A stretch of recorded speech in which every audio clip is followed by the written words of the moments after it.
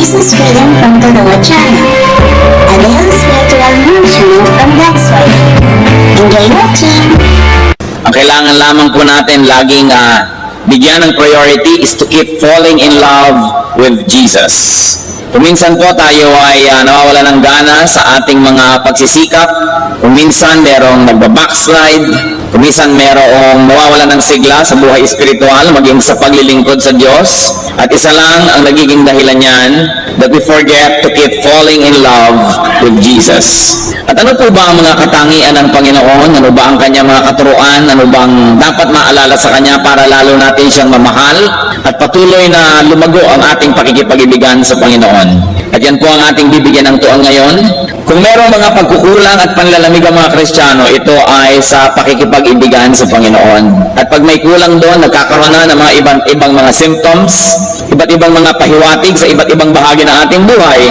Pero ang totoo noon, it is lack of love and love affair with the Lord. Pagka po nagtatanong tayo, bakit mo mamahalang yung asawa? Bakit mo mamahalang yung kaibigan? Bakit mo mamahalang yung anak o magulang? Kadalasan nagbibigay tayo ng mga katangian na nagiging dahilan para sila maging kaibig-ibig. Ano-ano ba ang mga katangian ng Panginoon na talaga namang kaibig-ibig? Isa dyan sa atin pong series ng pag-aaral, ang kanyang kababaang loob at ang laging pagiging tama ng kanyang asal. Matthew 3:13-15, ang atin pong tutunghayan. Then Jesus came from Galilee to the Jordan to be baptized by John. But John tried to deter him, saying, I need to be baptized by you, and do you come to me? Jesus replied, Let it be so now. It is proper for us to do this to fulfill all righteousness. Then John consented. Napakaganda pong window into which we can look at the character of Jesus. So let's take a look at what the Lord did. Mula po sa Galilea, siya nagpunta sa Jordan River. It was a journey that could have taken him 25 kilometers of walking. Hindi madali. Siya ang anak ng Diyos, hari ng mga hari, tagapagligtas ng daigdig, but he submitted himself to a public baptism, to an ordinance that was only for humans. He submitted himself to the ministration of a prophet who was just a man, an exalted prophet maybe, but in the presence of Jesus, he was just a man. And he submitted himself to the ministration of what you might call a subordinate. He humbled himself before John, who for all intents and purposes was an inferior. Isipin ninyo na ang Panginoong Jesus maglalakbay ng malayo, maglalakad, pupunta kay Juan para magpabautismo. John was full of the Spirit, quickly understood the implications. And John did not want to place himself above Jesus. He tried to stop the Lord. Nung makita ni Juan na eto nito ang Panginoon at magpapabautismo sa kanya, sabi, naku, hindi po yata tama ito. Hindi bagay. Pinigil ni John, subalit hindi napigil ang Panginoon. Sabi ng Panginoon, hayaan mo na. Tuklin natin ang lahat ng mga tamang gawin. At least for now, let us do all of this because this is proper. Si Juan, sa Matthew 3:11, sinasabi niya sa mga tao, I baptize you with water for repentance. But after me will come one who is more powerful than I, whose sandals I am not fit to carry. He will baptize you with the Holy Spirit and with fire. Kung minamalaki na ng mga tao ang ginagawa ni John, sabi ni John, maliit na bagay ito. Binabautismahan ko lang kayo ng tubig na nanggagaling dito sa ilog na ito. May kasunod ako, may darating na pinaghahawian ko ng daan. Siya ang the real thing, sabi niya. Siya ang magbabautismo sa inyo ng Espiritu Santo at ng apoy. Siya ang tutupok ng inyong mga kasamaan at mga karumihan at maglilinis sa inyo na hindi ako karapat-dapat na bitbitin ang kanyang sapin sa paa. Pagkatapos, narito ngayon ang Panginoong Jesus, magpapabautismo kay John, baligtad. But Jesus insisted. For now, sabi niya, sige na.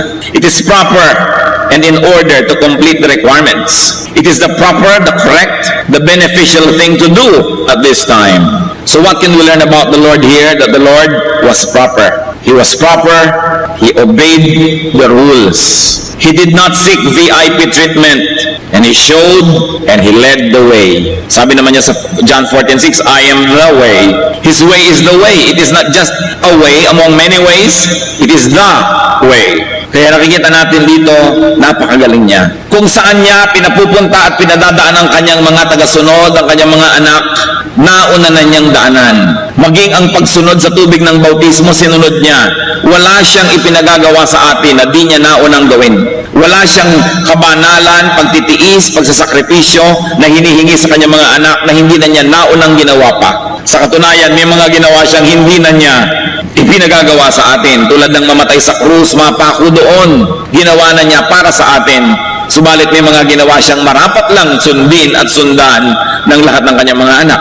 1 Peter 2:21, to this you were called, because Christ suffered for you, leaving you an example that you should follow in His steps. Kaya maging sa simpleng-simpleng pagsunod sa tubig ng bautismo, tayo ba'y nakasunod na dyan? O do we think we're exempted? Kung ang Panginoong Jesus, na hindi naman niya tunay na kailangan yon, ay nagpasailalim sa pagbabautismo, lalo naman ang kanyang mga anak. At lahat ng kanyang pinadadaanan, pwedeng pagkatiwalaan. We can trust the map that Jesus gives us because He had passed that way Himself. Kumisan po, meron ako nakitang mapa, dito ka makakarating, may X, may note, 2 kilometers before the Catholic Church. Paano ko malalaman na 2 kilometers na before the Catholic Church? Before nga. Naiintindihan nila dahil taga-ron sila. Meron pang kalsadang putol to poblasyon. Pero doon ka pupunta. Paano ko malalaman na yung kalsadang yun ang to poblasyon kung hindi naman ako taga-poblasyon? Mahirap sundin ang mga mapa, lalo't ginagawa ng mga tao na hindi user-friendly ang pananaw. Pero ang mapa na ibinibigay sa atin ng Panginoon, dinaanan niyang lahat na test na niya. So alam niya pwedeng pagkatiwalaan yon.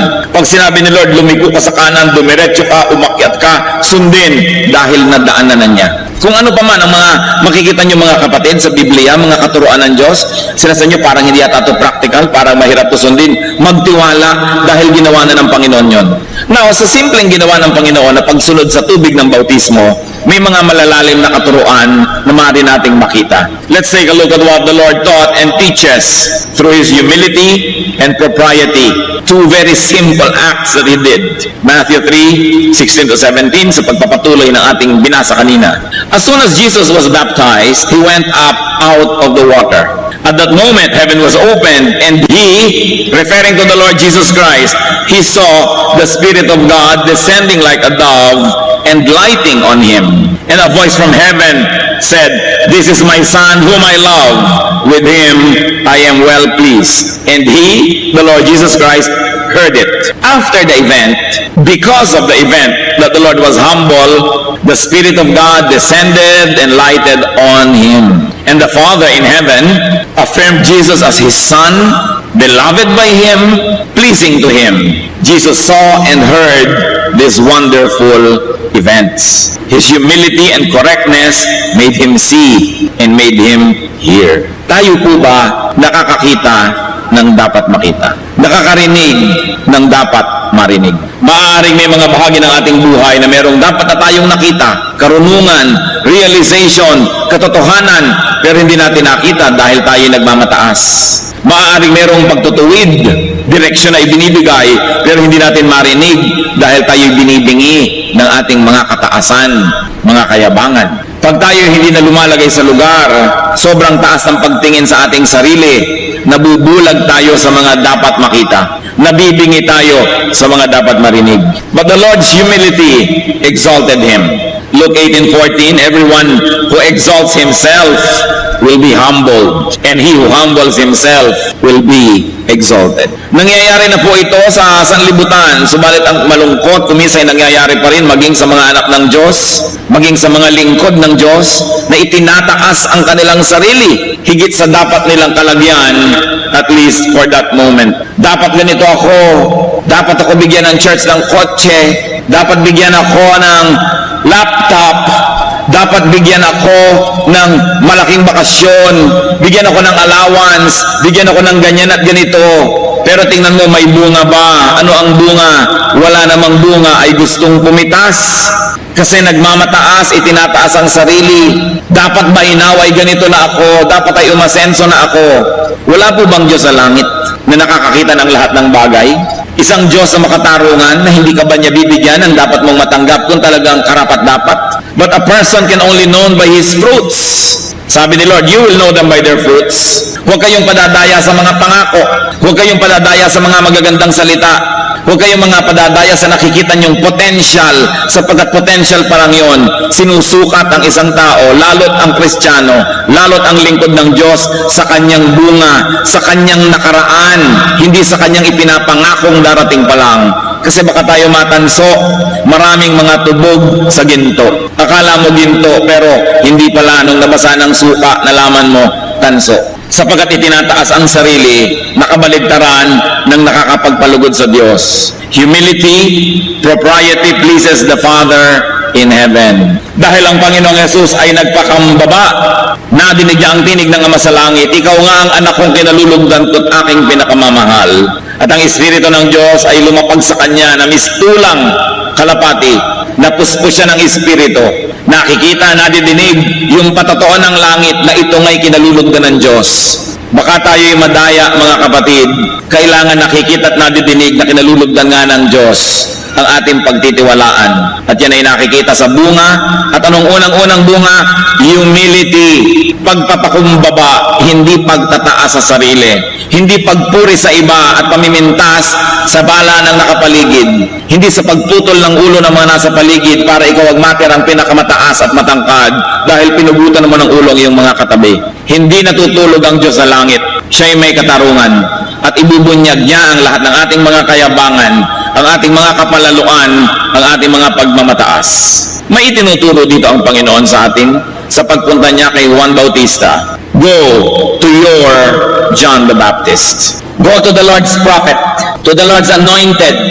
Go to the Lord's instrument. Siya ang pupuntahan, hindi siya ang papupuntahin sa atin. Mahirap ba sa Panginoong Jesus na sabihin, tawagin niyo si John at bautismohan ako dito. Pero siya ang nagsadya. Siya pa nga ang anak ng Diyos. Pero siya ang nagsadya doon sa lingkod ng Diyos. 2 Kings 1, 9-10, meron po isang haring palalo. Ang lakas ng loob na ipatawag ang propeta. Then he sent to Elijah a captain with his company of 50 men. Bigyan nyo, isang kapitan sa hukbo at may kasamang 50 sundalo. The captain went up to Elijah, who was sitting on the top of a hill, and said to him, Man of God, the king says, come down. Sabi ng kapitan, lingkod ng Diyos, pinatatawag ka ng hari, manaog ka. Elijah answered the captain, If I am the man of God, may fire come down from heaven and consume you and your 50 men. Then fire fell from heaven and consumed the captain and his men. Isipin ninyo. Sabi niya, lingkod ng Diyos, bumababa ka dyan, pinapatawag ka ng hari. Sabi naman ng propeta, kung totoo ang sinabi mo na ako'y lingkod ng Diyos, kung gano'n ako'y pinagpapalat pakikinggan ng Diyos, nawa ay umulan ng apoy at masunog kayong lahat dyan. And instantly, umulan ng apoy at nasunog na silang lahat. Isang leksyon, huwag nagmamataas, huwag ipinapatawag ang lingkod ng Diyos, kahit ka donor, kahit ka nagbibigay. Do not make God's servant come to you unless you are bedridden or in prison. Alam niya ng Diyos, kaya malaki yung itinuturo niya, visit the sick, visit those in prison, kasi alam niya hindi makakalapit sa mga lingkod ng Diyos. So sa ganung mga pagkakataon, dapat ang lingkod ng Diyos ang lumapit. But on all other instances, you go to the servant of God, just like Jesus did. Siya na nga yung hari ng mga hari, ginawa niya, tapos tayo pa, pag hindi sumunod doon. Let your John minister to you, no matter how superior you may feel, no matter how superior you may think of yourself, or no matter how superior you may actually be, submit to God's chosen servants. Hindi ko meron kang PhD in English literature, ayaw mo na umaten sa Bible study na hindi makapronounce ng F ang teacher. Kasi hindi naman grammar school yun. Ngayon, siyempre, maganda kung nakaka-pronounce ka ng V at F.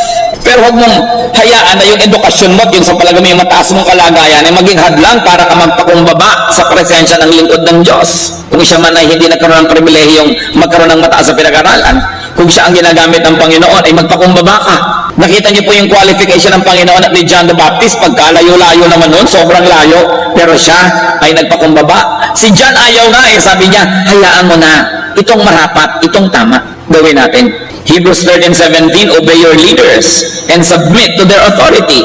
Gaano karaming mga anak ng Diyos ang nag-obey sa kanilang leaders at nagsasubmit sa authority? Gaano karaming mga assistant pastor, mga choir director, mga Sunday school teacher o principal ang hindi sinusunod ang kanilang pastor. Nagre-rebellion, gusto magtayo ng sarili nilang mga kaharian. Obey your leaders and submit to their authority.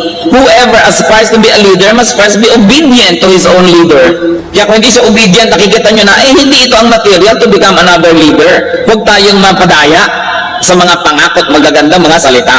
Si Hitler may napakagandang magsalita, subalit napahamak ang halos ay kalahati ng mundo dahil sa ganda niya magsalita at mga nahikayat na sumunod sa kanyang mga panunokso. Ano po ang sabi ng Hebrews 13:14? They keep watch over you as men who must give an account.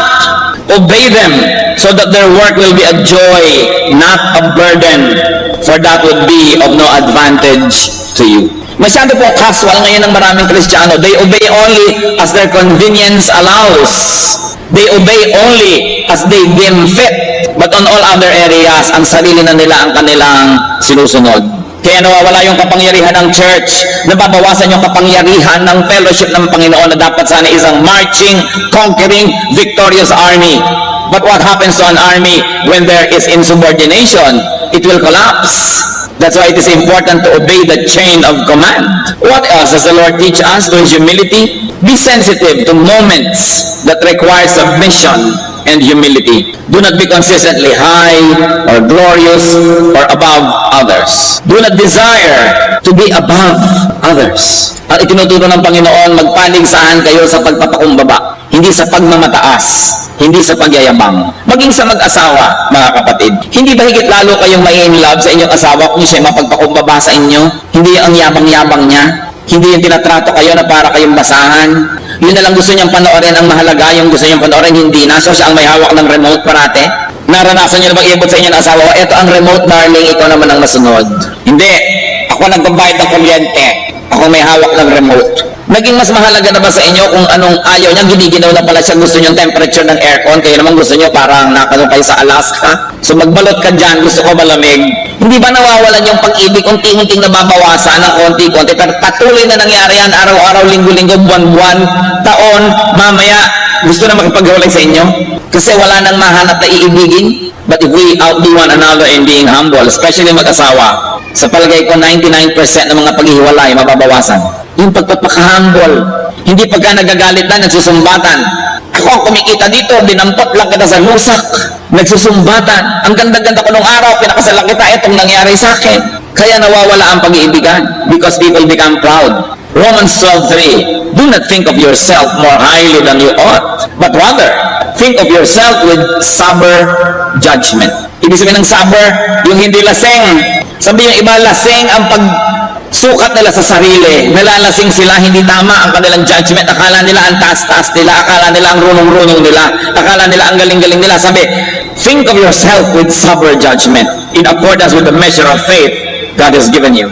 So mahalaga po, lagi tayong magpakumbaba. Pwedeng magaling na magaling tayo sa isang area of our life, pero on all other areas, may mas magaling na sa atin. The more specialist you become, the less you know about everything else outside of your area of specialty. Kaya dapat mas magiging humble ka pa. May 3 kang buhol-buhol na PhD, mas maging humble ka. Siguradong wala ka ng oras para pag-aralan na ibang bagay. So sa mga bagay na yun, mangmang ka. Kaya dapat tayo ay mapagpakumbaba. What else does the Lord teach us? Be proper. Lumagay sa lugar. Kung ikaw ay may organisasyon, ikaw ay isang may sinusundan, maging masunurin. Meron ka ng mga pinamumunuan, mamuno ka talaga. Hindi ka naman makapamuno. Hanggang doon na lang ang kaya mo, dahil hanggang doon ka lang, ayaw mo pang may ibang mamuno sa mga tao. Wala tuloy mangyari sa lahat. Because a leader can only bring his people up to where he or she could go. Kung hanggang doon ka lang, hanggang doon na lang ang iyong leadership. So you must allow others to minister. Hindi mo sosolohin. Lalagay tayo sa lugar. Mga anak, igalang ang mga magulang. Mga magulang, mahalin ang mga anak. Respect God's chosen servants. Nakita nyo, pinaulan na ng apoy? Itatanong ko nga sa Diyos kung meron pa akong ganong prerogative din, magpaulan ng apoy. Marami na sigurong natupok, buti na lang at hindi ko naiisipan ang mga bagay na yan. At kung wala ay mabuti siguro. Dahil the human nature will say, Lord, tupukin mo siya, tupukin mo siya. Because so many people can break a pastor's heart in so many ways. Because you always expect your leaders to be supermen. Lagi na lang kayo i-encourage. Ina-encourage nyo ba naman? Lagi na lang kayo uunawain ba nyo naman? Laging kayo i-feed nyo ba naman? One way makipagrelasyon ang maraming mga Kristiyano. Ang motto lang nila, give me. They always get and forget. Anong gusto nila sa kanilang mga spiritual leaders? You always give and forgive. People never realize how much pain they can give their leaders because of their ambitions na wala sa lugar, because of their complaints and high esteem about themselves na hindi naman bagay, because of their rebellions and disobedience. Kaya tuloy ang mga lingkod ng Diyos, pati si Moses, sabi niya, Diyos ko, patayin niyo na nga po ako, ang dami-dami kong taong nililid. Pati si Elijah, patayin niyo na ako, Lord. Ang dami mga prophet, talaga namang narating na yata yung napuno na sa mga tao. Because people are not humble. Instead of being humble, people are proud. Of course, the Lord showed the way. And another lesson is to fulfill all righteousness. Do not cut corners. Do not insist on personalized treatment, on being exempted from the rules. Marami mga Kristiyano lagi gusto exempted. Pag magpe-pray na ang elder, ang pastor, o mag-pray na kayo, pwera na siya, hindi na siya makikipray. O mag-fast kayo, mga prayer warriors, pero yung siya hindi nagpa-fast. Exempted, the Lord showed the way. He got his feet wet. He led the people. So behold Jesus, the humble one, the proper one. Know and live by what is proper. Kailangan doon po tayo nananahan, tumitindig doon sa tama, sa correct, sa decente. 2 Corinthians 8:21, for we are taking pains to do what is right, not only in the eyes of the Lord, but also in the eyes of men. Gawin ang tama. Tama bang itaas ang sarili, ibaba ang iba? Tama bang pintasan ang iyong organisasyon para magmukha lang na ikaw ang tama? Tama bang pagmukhain mong masama ang iba para lang pagmukhain mo ang sarili mong mabuti? Kung meron po tayong mga tanong na dapat itanim sa ating laging isip, pwede niyong idikit sa inyong refrigerator, isulat sa inyong mga bulletin board. A beautiful question to always ask is it proper? Is it proper? Meron isang rebellious teacher, meron isang rebellious na assistant, meron isang rebellious na ganito. Is it proper to support them? Is it proper? Tama ba? Yun ang itanong. Is it the proper way? May nagmamataas, papalakihin mo palalo yung ego. May nagrereklamo, lalo mo pang susulsulan. May nagagalit, lalo mo pang gagalitin. Is it the proper way? Or should we give balance? Kaya kung minsan may mga tao nagpapakounsel sa inyong lingkod, kung minsan gusto na yatang sumama ang loob, akala laging kinakampihan ko yung kanilang isinusumbong. Pero di ba yun ang tama?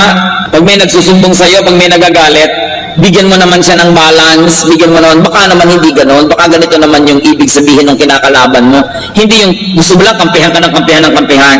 At siyempre, pag yung kabila naman ang kausap, ganon ka rin naman, may kabutihan naman siguro ito, isipin mo rin, baka naman nagkakamali ka. Maliban na lang ang gusto niya sa counselor, sol-sol, at kakampihan kayo lagi agad. Di hindi tayo nagka-balance. Kaya ba nagpapa-counsel, tatanungin ko, teka muna kapatid, gusto mo bang humingi ng payo o gusto mong humanap ng kakampi? Linaw-linawin mo kung anong pakay mo. Kasi kung kakampi lang ang hanap mo, hindi ka dito dapat maghanap. Maghanap ka sa iyong mga mag-anak. Alam niyo naman, maraming kamag-anak, bulag. Kahit ano na ang ginagawang kasamaan ng mga anak, kakampi pa rin. Kahit anong kamalian. Nakakita na ba kayo ng magulang na yung anak ko kasi masama na-influence tuloy yung mga kabarkada niya? Wala pa akong nadinig na ganun. Mabuti ang anak ko. Masama ang mga kabarkada niya. Siya ang na-influence. Siyempre, yung mga magulang naman ng kabarkada yun, yun din na sinasabi, mabuti ang anak ko, yung kabarkada na yun ang masama. Dapat ang mga magulang hindi bulag. Maraming mga kasamaan ng ating mga anak ay hindi tuloy na puputol, hindi na itatama dahil kinukonsente. Lagi na lang inuunawa. But look at the Lord Jesus Christ. His humility teaches us, if we are wrong, we are wrong. If our children are wrong, let's admit it. Hindi lagi natin yan na ipaglalaban. Hindi natin kailangan ng kakampi. Ang kailangan natin yung katotohanan, yung tama, yung mabuti. So the Lord, the Lord is really very lovable. What He did by going to John accomplished another thing. He honored and endorsed John. Si John ba naman na mula pa sa pagkabata ay nagtitiis na hindi kumain ito, hindi uminom noon, hindi gawin ito dahil siya isang lingkod ng Diyos? So the Lord endorsed him before everybody. Look, I am Jesus of Nazareth, the Son of God, but I submit to His baptism. In-honor niya yung lingkod ng Diyos. Of course, a practical lesson we can learn is to honor God's faithful servants. Remember, faithful servants. Hindi lahat ng servants faithful. 1 Timothy 5:17, the elders who direct the affairs of the church well. Merong well, Hindi basta nagdidirect. The elders who direct the affairs of the church well are worthy of double honor. Especially those whose work is preaching and teaching. To honor, the Lord did that to John. He honored John. Kaya tayo po, kung sinasabi niyo, great kayo, marunong kayo, magaling, the truly great can do good, by lifting others with their attention, with their presence, with their recognition. Kung kinikilala kayo ng lipunan na achiever, mahusay, magaling, tapos nagsasubmit kayo sa isang Bible study leader na maaaring simpleng tao, at least during the Bible study, binibigyan niyo siya ng encouragement. Binibigyan niyo siya ng dangal sa harap ng maraming tao. Pero yung hihiya-hiyain ninyo, sa palagay niyo, mas marami kayong alam, paglalaroan ninyo at lilituhin niyo nagtuturo sa inyo, kaya marami tuloy natatakot magturo. Then you don't advance the word of God. If there is really glory in your personality, if that is really possible at all, rub your gold on others. Kung kayo isang mahal na tao, by attending a Bible study, you glorify the group and you honor the leader. Nakakatulong kayo. Kaya bilib na bilib po ako sa ilang mga taong talagang dapat kinikilala na sila, bantog na bantog.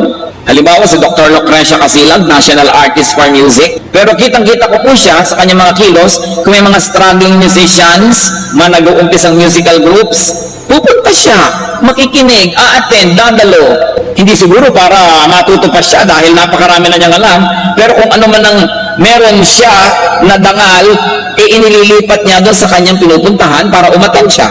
If you think you're a very important person, then you should go to events that are not so important so that you can give importance to it and so that you can encourage people. It is important to be like that, to be supportive. Meron naman ako isang kilala na sikat din on a national level sa pagsasayaw. Pagkatapos mayroong isang nag-uumpisa palang magturo nung sayaw sa isang seminar. Pagkatapos magturo, tumayo siya at sinira niya lahat yung itinuro noon. Sabi niya, ako ang authority, hindi ganyan, ganito dapat. Nakasbasag siya ng puso ng isang nag-uumpisa pa lamang. Hindi naman ikamamatay yung nadinig ng mga nakinig, hindi niya kailangang ibahin dun sa oras na yun mismo. Ito'y maling paggamit ng authority or glory. If you think you're very good, encourage those who are just starting. Don't kill their enthusiasm. Kaya mahalaga yung pagiging mapagpakumbaba. And you should love the Lord for His humility, for His propriety, His social correctness, and to love the Lord for His respect for the system. Meron siya respeto doon sa system. And if you're going to love people for humility, for their propriety, and respect for the system. Brothers and sisters, let's be more personal. Let's be more lovable by being humble ourselves, by our correctness and properness, by our respect for the system. Let's be like Jesus. And one reminder, do not abuse the humble. Hindi naman kung may mapagpakumbaba ay aatihin mo na. Hindi kung may mapagbigay at mapagpaubaya ay lagi nang ikaw ang mauuna. Recognize and do not abuse other people's humility so that you will encourage them to continue being humble. And you will teach lessons to those who are watching that they too can be humble because the humble people don't get abused. Kumusta po ang ating humility quotient? Panginoong Diyos, sa sandaling ito, nagpapasukat po kami sa inyo, nagpapasuri. Pakicheck niyo, Panginoon, ang kalagayan ng aming kababaang loob. We know, O Lord, that you don't want us proud. Satan wants us proud. Because when we are proud, nobody likes us. When nobody likes us, we're alone. And when we are alone, it is easy for Satan to manipulate us. Give us this wisdom to understand, O God, that it is in humility where victory is. Victory is in humility, not in arrogance. That arrogance is of the devil. That pride was the sin of Satan. Lord, check our hearts. We like to learn from you, Lord Jesus, to be humble, to be correct, to be proper. Mga kapatid, sino man sa atin ngayon ang nagnanais humingi sa Panginoon ng dagdag pang mga grasya upang matuto tayo maging mapagpakumbaba, sa kinalalagyan niyo sa inyong pag-upo, manalangin sa Panginoon. Ihingi natin ang tawad ang ating mga kayabangan. Ihingi natin ang tawad ang ating mga pagmamataas. At sikapin din humingi ng tawad sa taong nasasaktan natin. Bunga ang hinahanap sa atin ng Diyos. Kabutihang loob, kababaang loob, hindi lang aksyon, hindi lang yung nakikita ng tao na performance, puso na mapagpakumbaba. Kung meron sa atin na dahil sa mga tinamasang tagumpay naging mayabang, isang paalala ito ngayon. Do not harden your heart as in the rebellion, but be humble. We are nothing, we can do nothing, we can have nothing on our own. Everything is God's grace. Sa ilang saglit ng katahimikan, makipagnig sa Diyos. The Lord hears. Let's be silent before the Lord.